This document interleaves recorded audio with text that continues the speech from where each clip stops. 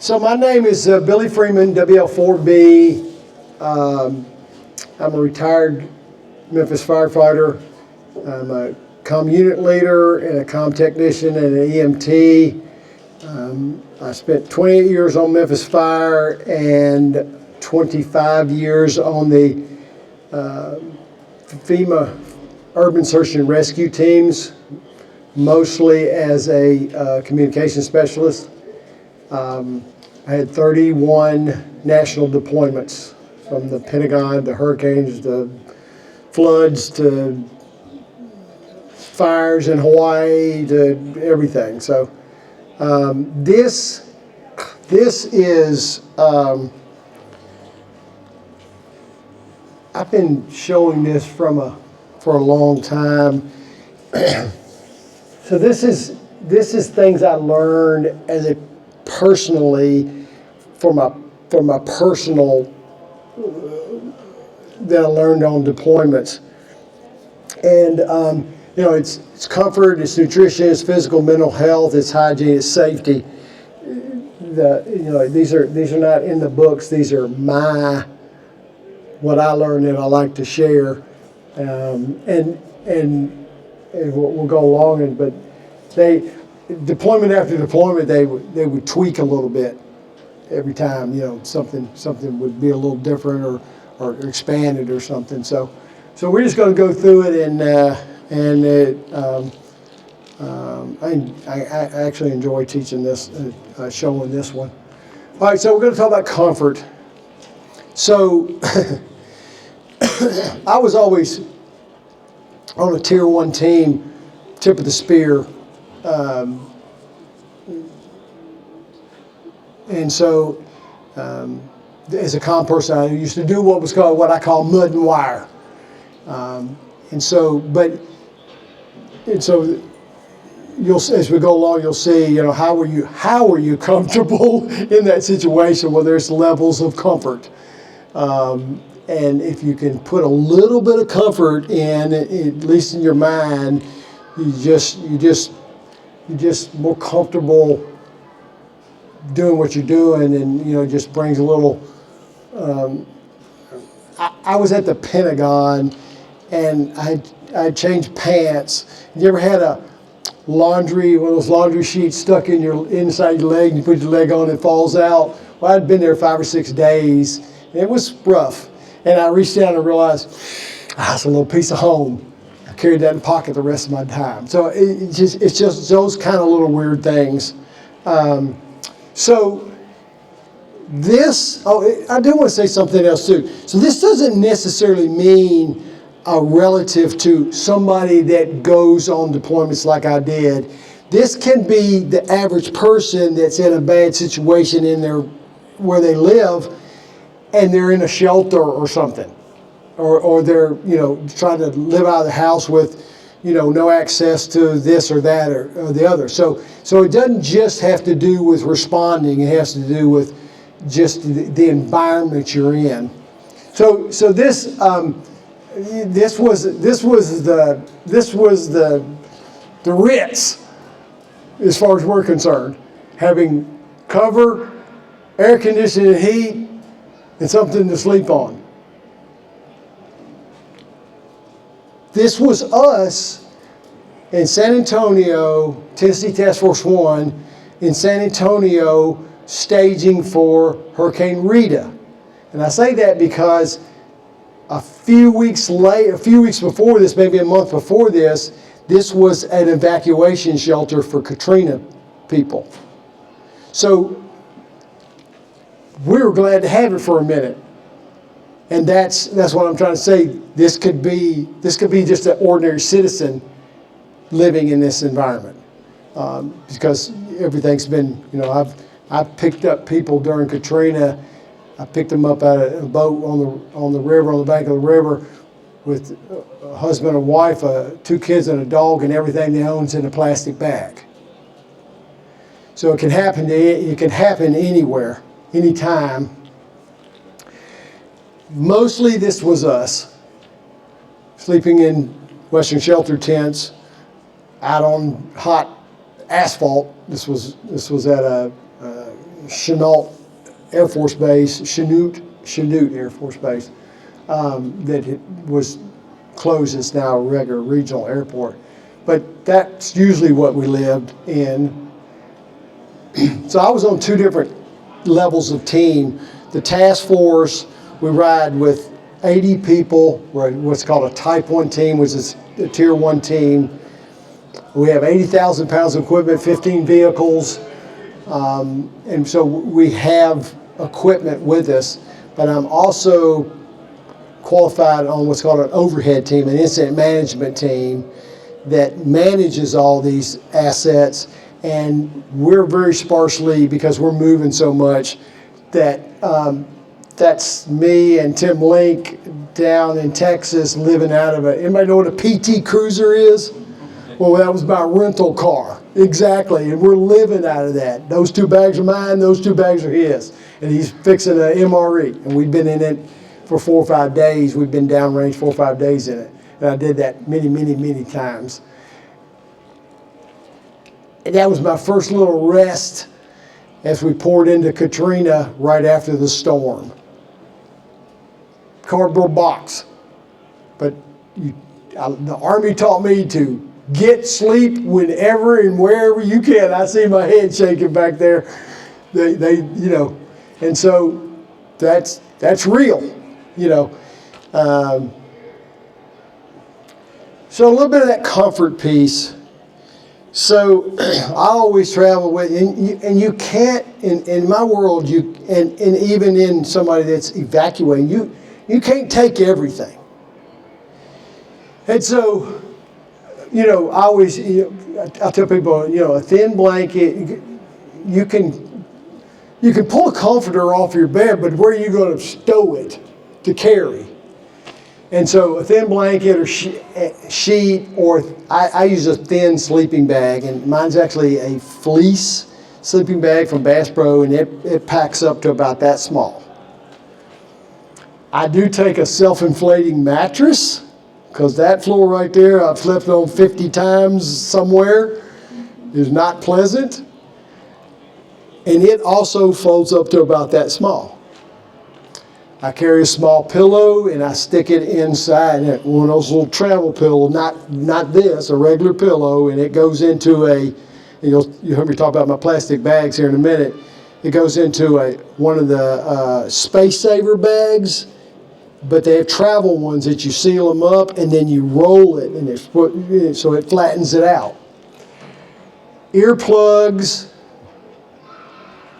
There's a couple of reasons why you need earplugs. Why would I be talking about earplugs? For comfort. Let's go back to that, all those people sleeping elbow to elbow. Now, I'm a fireman and I grew up in the open bed halls where people snored, but earplugs. And sleeping mask. I carry a sleeping mask with me because sometimes I'm on night shift and I'm sleeping during the day. And I'll use this. This is kind of a little side note, and he's not here. He couldn't be here, but that's Tony Fisher in there with his mask on. And now here, I want you to listen to the way I'm fixing to describe this. We're in Panama City, Florida, for Hurricane Michael. We just arrived in the middle of the night, and we're going to catch some quick, because we're not sure exactly where we're going to be going from there. We ended up going to Mexico Beach. But so we threw out the cots. It was a nice night. Tony Whistle's got his mask on. And there was no power anywhere for 50 miles. And this parking lot is pitch black. Does it look pitch black? No. I only say that because of this. You got to have the right people with you, and he was just in the. He's good, one of my best friends. What happened to my? Oh, something happened to my thing. So there's a guy named Jelly. He's one of my best friends. Been downrange with me a bunch of times. He hot wired the LED light pole in the parking lot. We put a generator on it. Because they're LEDs now, they don't take that 220, 240 anymore. They take 120s. You pull the cover off, spliced it into a plug. That was the only light burning for 50 miles. I had a picture of him with a flashlight in his mouth, wiring it up. I'm not sure where my pictures went. That's. Did he get to see your pictures before? Oh yeah, he's seen them. Yeah, he's seen them. So comfort, so clothing. So we wear ripstop nylon or Vietnam jungle camo, jungle pants kind of thing, but they're in the reason we wear them, obviously ripstop, so say, but the biggest piece is I've been without a real shower for 10 days before, and I'll talk about it in a second.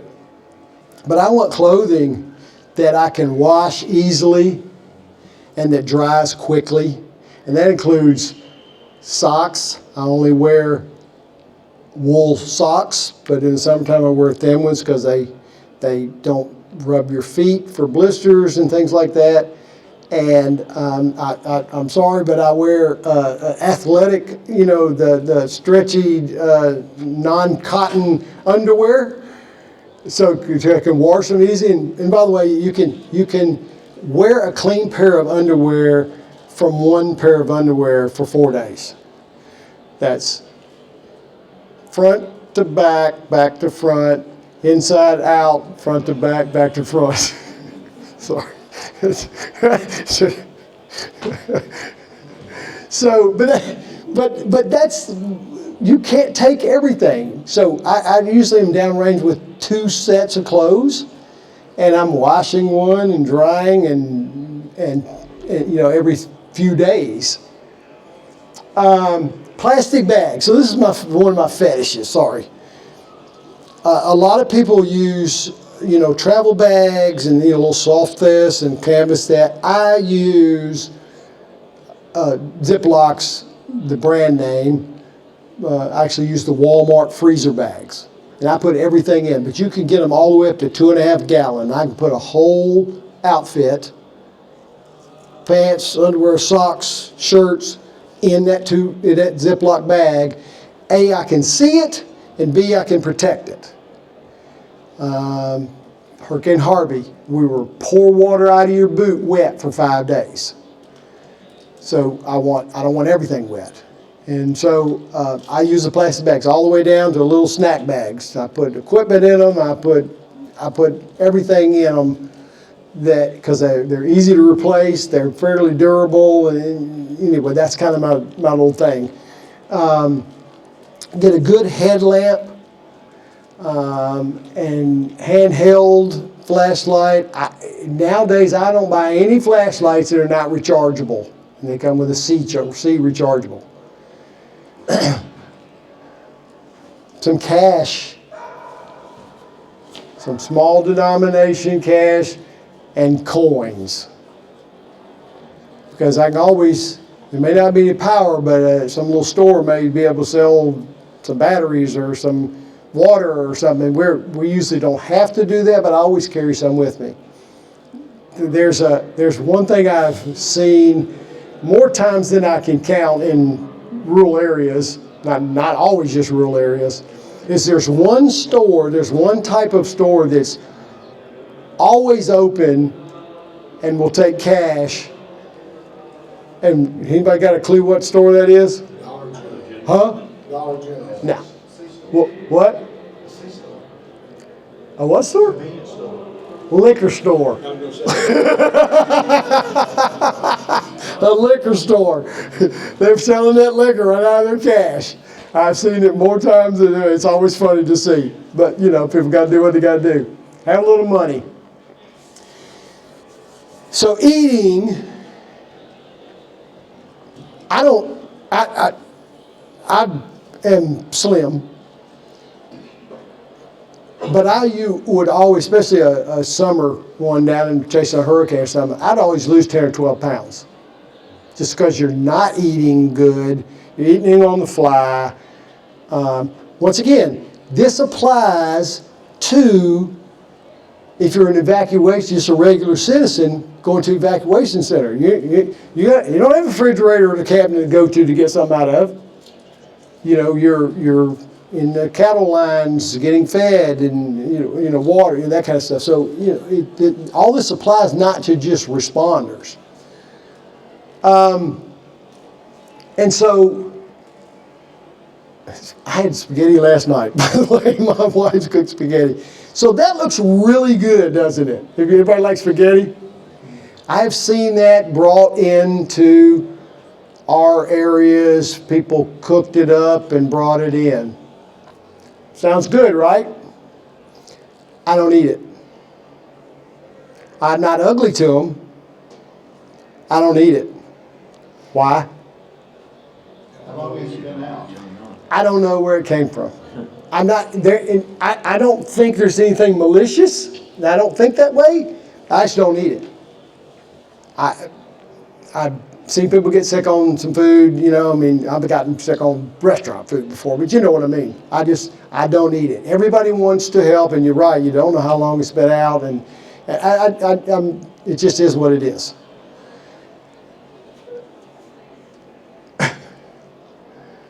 Anybody ever eaten an MRE? Meal ready to eat? Too many times. They don't look good. I go back to C rations. Huh? K's are just as bad. Yeah. Oh yeah. So they may look bad, but it's all about energy. There's 8,000 calories in an MRE package. And when you're hungry and humping and jumping, you'll eat anything. And I go back to, once again, a citizen. We have passed out cases of MREs. With Katrina, we didn't make anybody leave. We pull their boat up, give them a couple of cases of MREs, and move on. And they were proud and glad to have it. But there are tricks I learned in the Army to make them taste a little better. Hot sauce is a good thing. You say Tabasco? Yeah.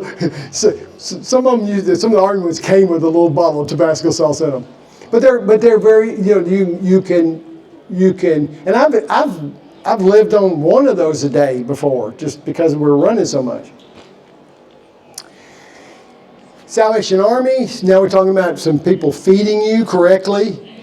They don't do a lot of cooking. Sometimes they'll do some hot dogs and hamburgers, but mostly they're snacks and drinks, which is great. But they've got to be somewhere where you can get to them, that type thing. And they're pretty good about getting down range to help out, because everybody knows who they are. Yeah, come around through, that kind of thing. Great folks. Matter of fact, the first people to feed me at the Pentagon the night of the 12th was Salvation Army. Anybody ever seen these folks? Oh, there's a good nod right there. So, tremendous Christian group. Southern Baptist Convention Disaster Relief, yellow shirts we call them. I discovered them at the Pentagon. They can feed an army. They're qualified food preparation. It's a whole thing, and they feed. And the food is really good. They are incredible people. They do a lot of different stuff other than feeding, but if I see them laying out food, I'm going, because I know they're gonna provide me with good food, comfort food better than an MRE. And you can volunteer. They're all volunteers. You can volunteer. There's groups of those all over the country. Okay, nutrition. So this is a fairly important one right here. Hydration. When I say 3 to 1 up there, what am I? Anybody got a clue what I'm talking about? Just a guess? Opposite. He said 3 waters to 1 Gatorade. It's actually 3. 2 is kind of the norm when you're out in hot stuff. 3. And why is that? Do you have a clue? Yeah. But why not more water than Gatorade? No electrolytes. Water will flush you out. I have seen it. And down in Haiti, a good friend of mine went down because he had flushed himself out. He had some underlying problems, but the sugar, he didn't want to take, he had flushed himself out with water. And this is a tier 1 guy with a lot of experience, but it was brutal down there. So you think about that when you drink. And the water, you want the water because there's more, the water's body, that you need the input of water. You can't just drink, or you shouldn't just drink Gatorade. But I have lived on Gatorade and water and beef jerky for days.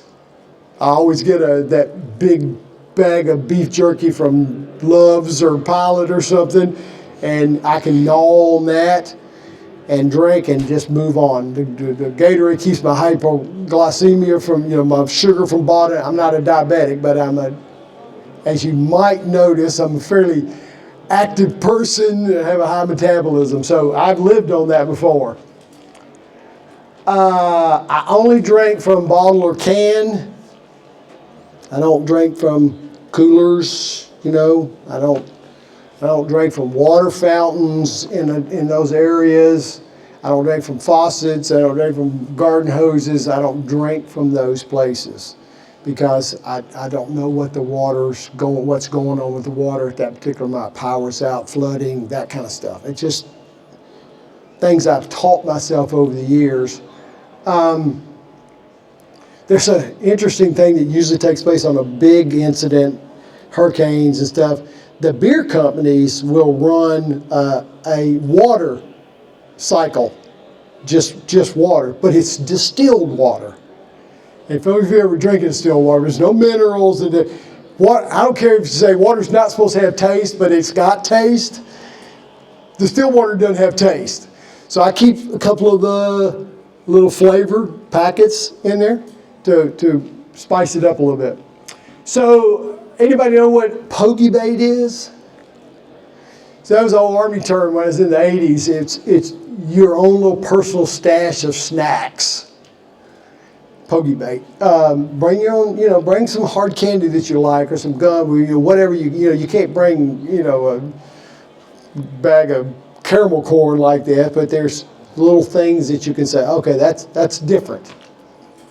Check the dates on food, especially MREs. Carry some eating utensils. I like the plastic ones. You can pick those up. I actually have some metal ones, but I carry the plastic ones in case it's inconvenient to wash the metal ones.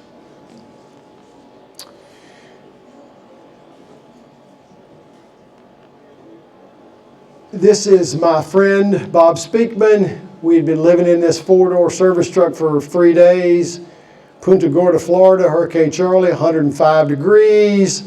We're at the final stages of putting a 80-mile communications hop together.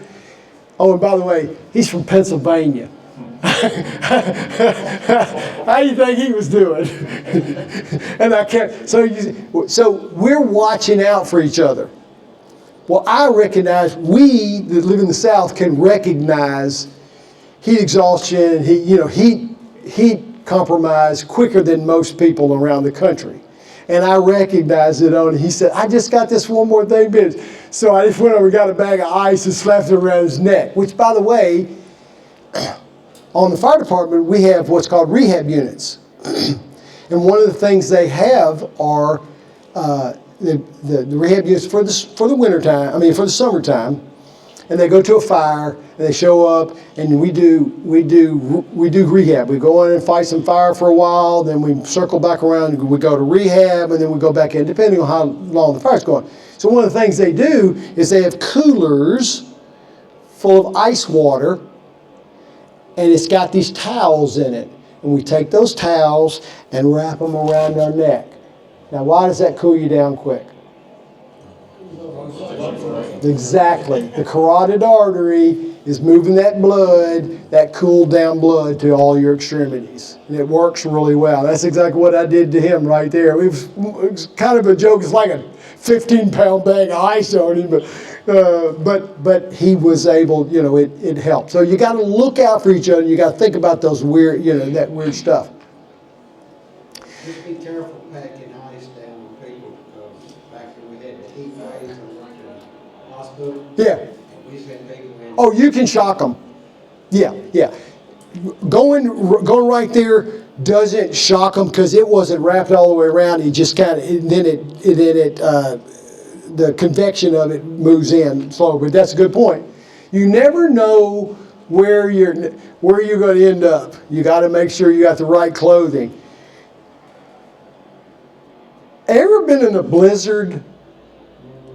I learned what a blizzard was in Fargo, North Dakota, in April. I grew up in Minnesota. Okay. Yeah. Yeah. Earlier, that was there 2 weeks. Earlier, they had said, okay, we're going to have flurries tonight. So, okay. That was 8 inches. And then they said, blizzard warning. I went, okay.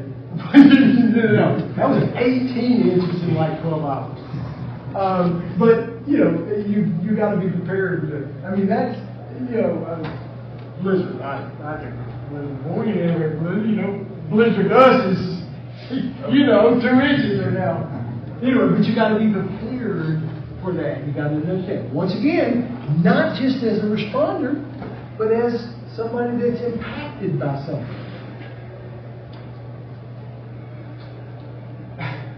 This looks like a joke picture, but it's not. 24-story gallery building in New Orleans, 2005. I'm fixing to make my second trip up a dark stairway because there's no power. The haul equipment couldn't get a helicopter. Fortunately, I've been on the high road for years, and I know how you climb a set of stairs. One at a time. That's exactly right. One step at a time. Hand on hold, one step at a time. Not 10, not jumping, not trampling, one step at a time. Yeah, I was out pleased. Well, we put a system up that covered 50 miles.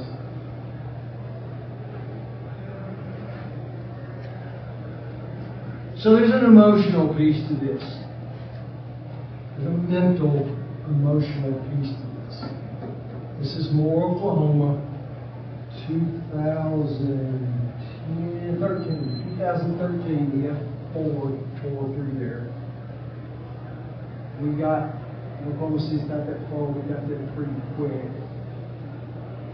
We didn't get there quick, but you don't have to see somebody that's perished in order to be impacted by it. And so there were 7 third graders killed in that Classic Tower zone. And we did what's called the secondary search. So you've got to pay attention to that stuff. Once again, the average citizen's impacted by this as well. But that's their community. And you can be involved in that. Is your house gone? This is probably the worst tornado I've ever been to. Not only were the homes slicked off the slabs, they were glued down linoleum was peeled off of them. So people lost a lot. So we're watching each other. Got to show those signs and be aware of those signs. Watching those physical and mental conditions. Rest when you can. I saw me on the cardboard box. Arnie told me the same thing. I learned to sleep in a back of a deucing out, bouncing down a mountain road, or in a Chinook helicopter flying, whatever. I don't pay attention to social media when I'm down, when I'm operating. I don't need that emotion because there's a lot of crap that is said. I still see stuff about the Pentagon, and I'm telling you, I was an aircraft mechanic for 10 years. That was an airplane. Landing gear, engine, and aircraft seats that I won't describe. Hygiene. Those become some of your best friends right there. Notice that's the flushable wipes. Okay? I prefer to use that in toilet paper. And there may not be any toilet paper in that or that. And by the way, if you ever run across, and once again, citizens, they put these up for them too. If you ever run across these, that's a kit. The gray bag goes over the bucket, 5-gallon bucket, out of seat. You do your business, pack it up, put it where they've got a place for it, and you replace the bag. You don't just keep filling the bag up. I know that sounds gross, but that's what happens.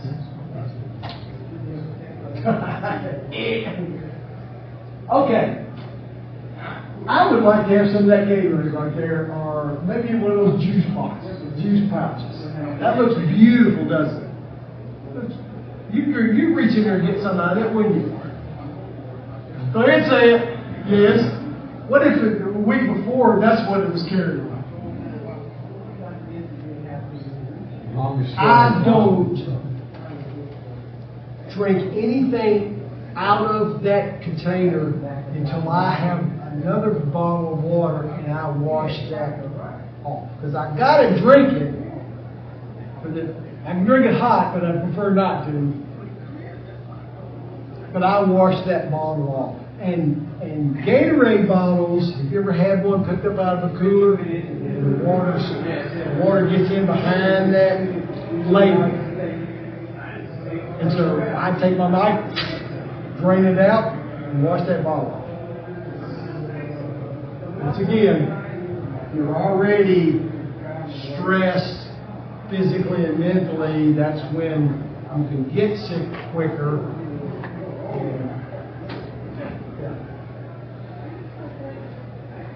So these are different than the other ones.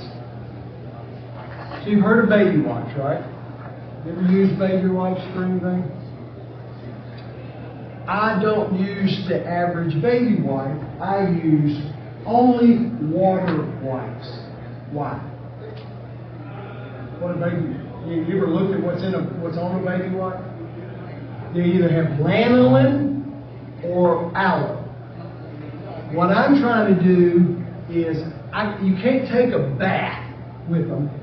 I'm trying to cut the sweat off. Because what is sweat? It feels sticky. When you feel sticky, you feel hot. But I try to say, but if you take a regular baby wipe with the lanolin, all it's doing is replacing the sweat stick with the lanolin sticky. I know it's like, oh crap. I'm just telling you what I've experienced and what I figured out. I also take a towel. You can't take that big, 12-foot plush towel you have in your, but I take a towel and I take a washcloth. I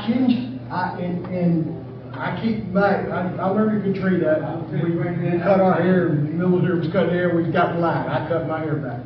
It wasn't long, but it was too long. But I always keep my hair so I can wash it. I can take a shower with a bottle and a half of this water right here, and be fairly clean. That's washing my hair and deodorant, feel the whole deal. The point is, you only have so many resources. Once again, this can be the average citizen having this go on. Until they get some showers in there, some portable showers and that kind of stuff. It took like 10 days before they got some portable showers into us at Katrina, because we're so far forward, it was hard to support us. I just come back from down the river with the Coast Guard, and that was nasty. Mississippi River is nasty down there. Go in there to shower and go, oh wow, shower. And I went in and and when I shower with all my clothes on. Why? If I'm washing them. And that day I'm all this out. And I'll never forget these two guys that had just showed up. They were not part of our system. They were other stuff. And they were complaining that the water wasn't hot enough. And I went, oh man, I gotta go. You know. But these wet water wipes, there's nothing in them. They're 99.9% water. And they work really good to just knock that sweat off and make you at least try to feel a little human. Everybody's stinking, so it doesn't really matter. You have the who stink the worst contest. I know that sounds bad, but it's just. But average population doesn't say anything, you know what? This is one of my favorite things to tell, to say. Why do I have fingernails like that? If you chew your fingernails, it's a good time. It's a good time to stop. Because I'm just one of your whole wars is to try to keep yourself some semblance of clean to be healthy. Teeth brushing, that's a big deal. Germs, you know, when you bite into that critter and it had that fish in it. PPE, what's that stand for? 5 years ago, nobody knew what that was. Thank you, COVID. But that's not carry. I'm an EMT and we carry, but I carry. But even I carry a plastic bag full of the rubber gloves, the nitrate gloves. They're very inexpensive. Just because you may not, need something. Hearing protection, those kind of things. So there's a term in the hazmat work called gross decon. Essentially, when I talk about going in that shower with my uniform on, that's gross decon.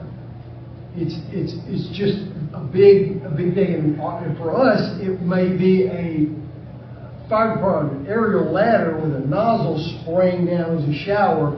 We did full decon at the Pentagon when we went in. We had to suit up with Tyvek and respirator and everything, and make our way around when we came out. That's a term that you may hear on there where you can get something off of you. Safety. Anybody ever been in a Chinook? Yep. 2-headed house trailer, 6 turning, 2 burning, and 4 praying. Got a lot of time in there. We were evacuating people in that helicopter, citizens, and that thing is a beast. So a lot of people were scared to fly. Me, I can get an incredible nap. I got a lot of time this morning, but I've got my hearing protection on. That's us at the Pentagon. We're doing communications work. Dressed like that. It's a Tyvek suit. That's what's called level C. Tyvek suit, respirator, gloves, and because we had come through the building to get to this ring, to get this here, which is across from the other building. And so,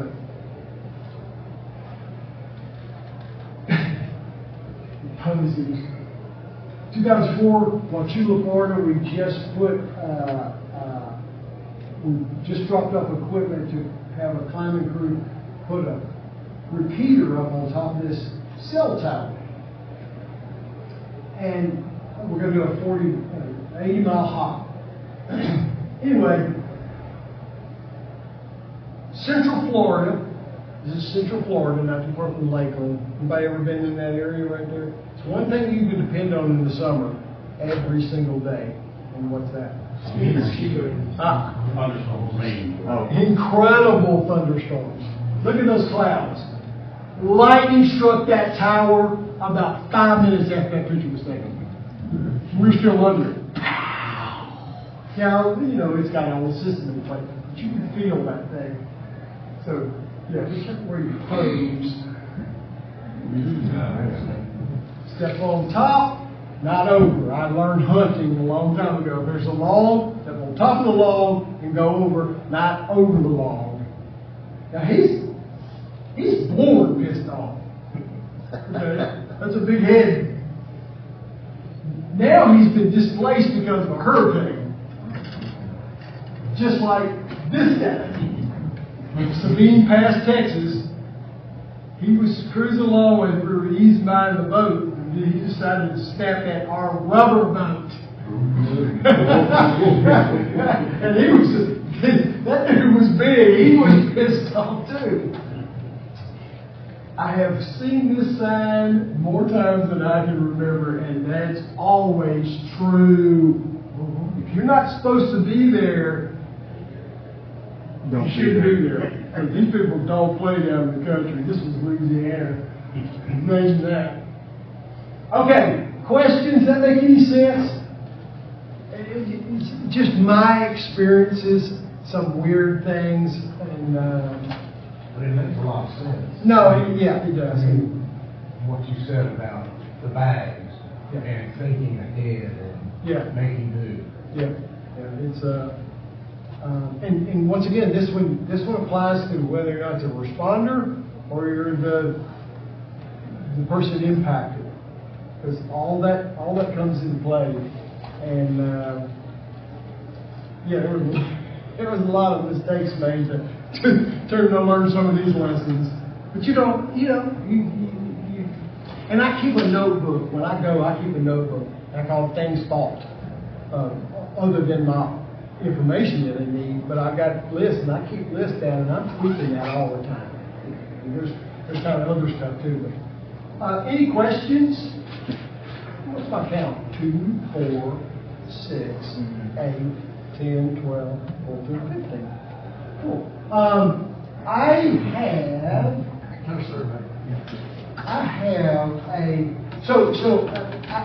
I'm authorized through my company to give certificates of attendance for classes like these. These are I've created the common unit leader class. I've been part of Freeman, all these upper level classes. And so I can give familiarization certificates. If you'd like to have a certificate, this is a survey. Don't run off with this. If anybody wants it, you can get a certificate.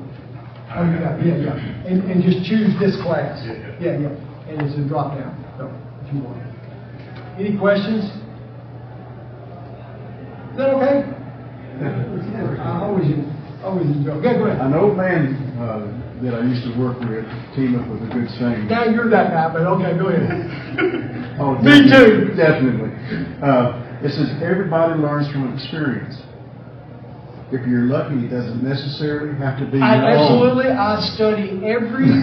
Absolutely. I have been part of most major disasters, and I continue studying them. I studied the ice storm that we had down in Mississippi, and talking about different things. I talk to people that were impacted by it. I continually learn. I learn from you. I continually want to learn because I want to be able to provide updated, accurate information to other people. I mean, I've always been that person that wanted to know more and more and more and more and more. And you're right. I would prefer to have bad experiences from someone else. Yeah. And I've got plenty of them on all kinds of stuff. But yeah, that's a great point. Thank you for that.